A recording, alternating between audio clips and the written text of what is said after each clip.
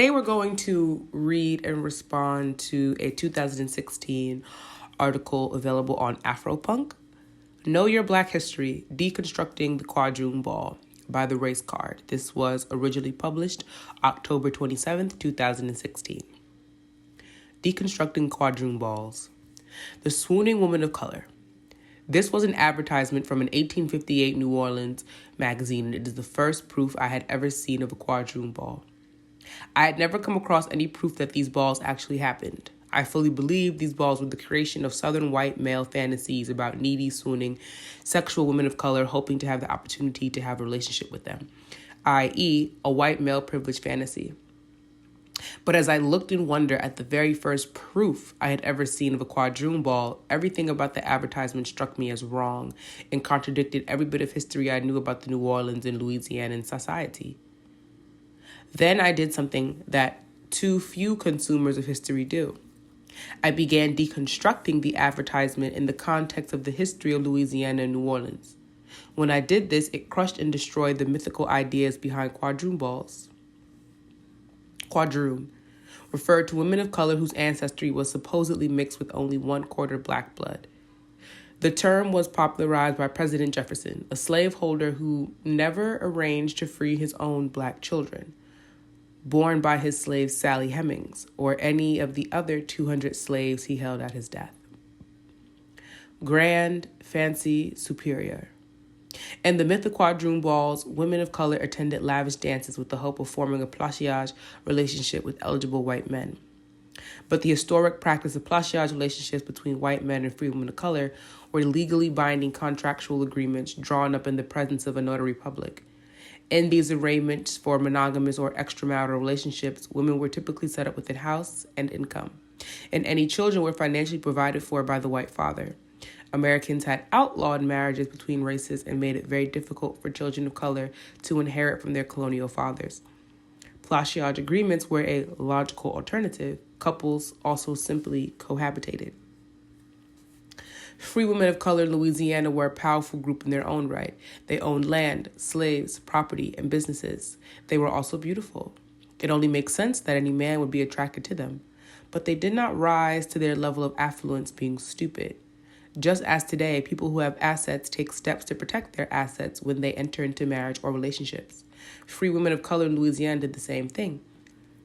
Were relationships with white men considered desirable?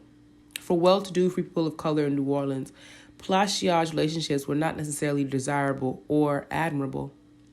My sixth great-aunt, whose mother had been a slave, grew up well-to-do in New Orleans. She resisted the attention of a Spanish colonial who was so infatuated with my aunt that he integrated himself with the family in every way possible, from serving as sponsor and godparent in church to arranging loans for my aunt to start a tavern, even though my aunt did not need his financial help. His persistence paid off. My aunt finally relented to the Spaniard and formed a long-standing monogamous relationship with him. Her sisters and brother married other free people of color, so she was considered the white sheep of the family. In 1863, my third great-grandfather became member of Les Jeunes Amis, a prestigious social club known for its dance hall, but more famously known for denying membership to anyone who had a placiage relationship in their ancestry. March 1858. In 1858 Louisiana, there was very little to celebrate and dance about if you were a free person of color. In the lead up to the Civil War, hundreds of Creole and black families are preparing to leave the state for Mexico and Haiti. A curfew was in effect for free people of color and slaves. The number of people of color who could publicly gather was severely restricted. Free people of color entering the city were required to register with the mayor's office. The same year, groups of whites throughout the state physically attacked free people of color. In 1859, Louisiana legislators proposed re-enslaving free people of color and seizing their property. Formerly the Globe, near the corner of St. Peter and St. Claude Streets. The Globe was a gambling hall in New Orleans near the decks and the docks, which were notorious, as in any major port, for debauchery and raunchy visitors to the city. Most well-to-do Creoles and free people of color lived and worked in the enclaves of the French Quarter or Faubourg to remain neighborhoods. Before the Louisiana Purchase, whites and people of color mixed and interacted in the same neighborhoods. They met and began relationships through friends and family at dances, musical events, at church, and frequenting stores and eateries like the Café des Refugiés, established in the 1790s. Because of the culture in Louisiana, people mixed and had relationships even though there was slavery. The new Americans did not understand the unique culture that had formed there and tried to destroy it by insisting upon and enforcing strict racial boundaries. Even today, Louisiana is the state in the U.S. with the highest number of white people with African DNA, and its complicated culture continues to be misunderstood. Admission reduced. In 1860, New Orleans, many Creoles and other free people of color were prosperous homeowners and business owners. In 1860s, they paid taxes on property valued at $15 million. In 2014, that's the equivalent of $415 million. Many Creoles and free people of color were highly educated and had degrees from French universities. These prosperous, well-educated New Orleans families would not have subjected their daughters to a notoriously unsavory dance hall filled with complete strangers. An additional police force also arranged. This reveals the general seediness of the ball and its proprietor. It does not seem logical that a police presence would be needed for such a grand, fancy, and superior gathering. It does make sense that an additional police presence would be needed for a dance held at a notorious gambling spot where prostitution was taking place. Samuel Smith S., proprietor. Smith was a well-known scoundrel and interloper from the North. By deconstructing his advertisement, the Quadroon Ball can be understood as a not-so-veiled cover for prostitution for sailors and visiting Northerners. In the 1790s, New Orleans slaveholders had objected to attempt to prohibit slaves from attending dances frequented by white colonials and free men of color. Slaveholders realized that slave women could make more money as prostitutes than in other jobs. Later, Louisiana Supreme Court heard cases that suggested slaveholders sold or leased out slave women for prostitution at these balls. Just 2 years before this ball, Senator Charles Sumner rose before the Senate and gave a speech called The Crime Against Kansas. In the speech, he said Senator Butler of South Carolina was introducing the Kansas-Nebraska Act not only to make Kansas a slave state, but to expand and continue slavery so that white slaveholders could continue to force sex on slave women. 2 days later, Butler's cousin, Congressman Preston Brooks, viciously attacked Sumner with a cane, nearly killing him. Sumner's references to sexual misconduct and taking advantage of women enraged Brooks, but it was becoming increasingly common for abolitionists to accuse slavery proponents of using slavery to force sexual relations on slave women. Placiage and other long-term relationships existed between white men and women of color in New Orleans, but Quadroon and Octoroon balls were not about cultivating these relationships. Continuing to retell the fanciful myths about the Quadroon ball only served to paper over other heinous injustices of slavery. The use of slave women for sex and sex trade with a convenient and white male-centric fantasy. So I read this and I agree with, almost everything being said, but I don't know why there's this part of me that, because one, right, evidence has been found that things called Quadroon balls did take place in New Orleans, in Louisiana, and the full details of them, we'll never have, simply because they weren't really well documented. We only have advertisements for where they were and what could possibly happen. And of course, as we've learned from the first video I did on Quadroon balls, it's a sensitive topic to discuss, and I could understand why the true history of it might not have been passed down generation to generation, which is why we have most of what is myth or legend or folklore. Again, though, I still don't think we're really giving our ancestors the benefit of the doubts. Yes, free women of color and free people of color, but mostly interracial free people of color, were extremely successful in New Orleans and Louisiana at this time, and they were incredibly wealthy, paying taxes upwards to $15 million in the 1800s, which is the equivalent of $415 million by 2014. So, You got free black folks paying almost $500 million in taxes back in the 1800s, mid to late 1800s, right? That would be the dollar value today in 2021. And, you would have to ask yourself, why would these people ever consider to basically shop out their daughters to enter into these relationships with these white men? It doesn't seem to make sense. It doesn't seem savory. So, of course, most of these women must have been enslaved women being taken advantage of. And although I do not deny that fact, because I absolutely do believe that that was happening, that most enslaved women who would have been considered quadroons and octoroons were absolutely being taken advantage of and forced into, sexual acts by way of these balls. I do not think, again, that we could confidently say that nothing took place where there were free women of color hosting quite well-to-do parties where they did invite white men over with the intent of being partnered and coupled off. There's a long history of ballroom culture, and I mean, proper ballroom culture. And when I say proper, I just mean think of the ballrooms of 1700s and stuff like that, right? That's what ballroom culture in the LGBTQ community and so forth is actually inspired by.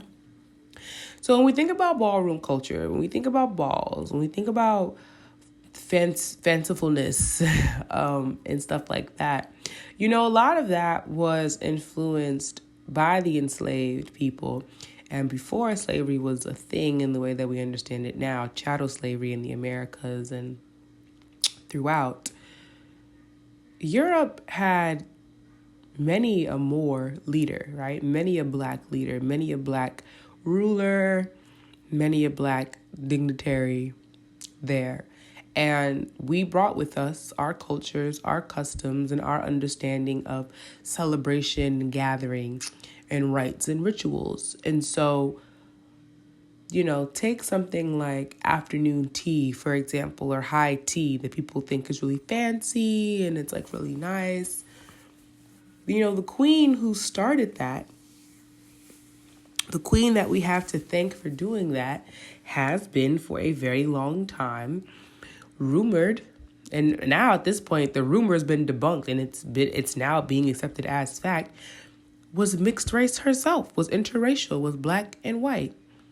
Now I think the way the lineage works itself out, she's 1/4 by the time that she's born, and everything works its way out through lineage. But regardless, it's white people have black people to thank for their fanciful and lavish balls and things like that. Now, it's not like the French didn't have their own culture in it, but again, a lot of where we draw inspiration from, it doesn't come from the European, it really comes from the African. And so this is why I said in my initial video, I don't think that we're giving our ancestors the benefit of the doubt when it comes to quadroon balls, or even when it comes to arranging such marriages and contracts. I think a lot of people want to think that our ancestors, especially those who were mixed race, didn't really understand their station in life. And, 9 times out of 10, we're always just being taken advantage of and we're always on the losing end. But there's something in my spirit that just doesn't allow me to accept that. Maybe I just don't want to because I don't want to believe it. But I don't know. When you look at the success that many of them had, when you look at the wealth that many of them amassed, when you look at the political gain, you have to be smart to do that, right? This, short essay even spoke to that. These people aren't stupid. These people know what they're doing, what's happening. They must if they're becoming so wealthy and opening businesses and building whole communities. So if they already have a closer proximity to whiteness, why would some of them not align themselves to whiteness even more? Why would they not do that through the strategic marrying of their children to white partners and pretty much white out the family as much as they could, so that 10 generations down, 11, 12 generations down, there's no question on now if this family is white or not. And like they said, Louisiana Okay, New Orleans is the city in America with the most white people who have black lineage. And we're not talking about, their great times 57 grandparent. We're talking about like their great grandma is black, or their great grandpa is black, or their great. We're talking about maybe only 3 or 4 generations removed from their blackness.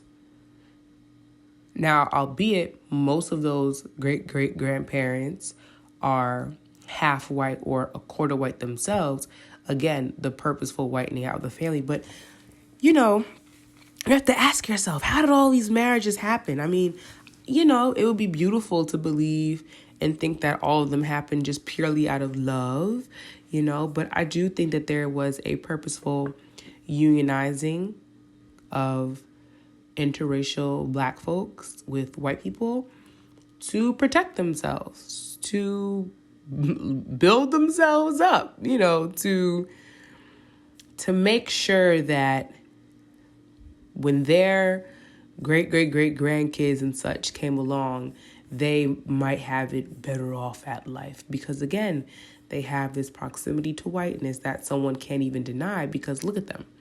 Yeah, so what if your great grandma is black? It's very hard to tell. And so nobody can really deny you of your whiteness. And I think that's more so what it's about. I think it has more to do with it being so that nobody can really deny you of your whiteness, and less about people being able to deny you of your blackness. Because let's be honest, at that time, them interracial black folks, I don't think they were really truly worried about people denying their blackness. No. If you even looked a little bit like you might be swirly, nobody was going to deny you your blackness. It was more about someone denying you your whiteness, right? Someone being able to say, oh, you can't lay claim to any of the privileges because you only happen to be a quarter or a fifth or an eighth or whatever.